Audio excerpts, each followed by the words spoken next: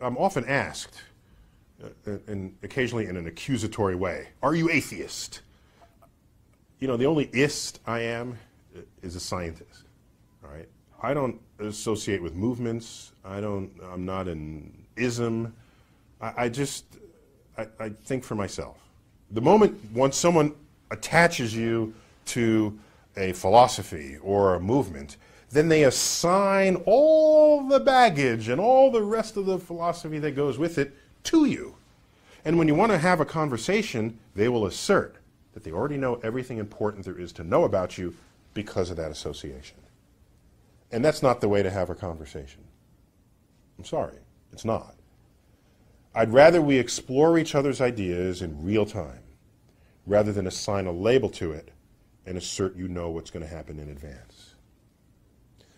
So what people are really after is, what is my stance on religion or spirituality or God? And I would say if I'd find a word that came closest, it would be agnostic. Agnostic, a word dates from the 19th century, Huxley, to refer to someone who doesn't know but hasn't yet really seen evidence for it, but is prepared to embrace the evidence if it's there, but if it's not, it won't be forced to have to think something that is not otherwise supported. Okay? There are many atheists who say, well, all agnostics are atheists. Like, okay. I'm constantly claimed by atheists. I find this intriguing. In fact, on my wiki page, I didn't create the wiki page, others did, and I'm flattered that people cared enough about my life to assemble it. And it said, Neil deGrasse Tyson is an atheist. I said, well, that's not really true. I said, Neil deGrasse Tyson is an agnostic. Went back a week later, it said Neil Tyson is an atheist again, within a week. And I said, what's up with that? And I said, all right, now I have to word it a little differently. So I said, okay, Neil deGrasse Tyson, widely claimed by atheists, is actually an agnostic.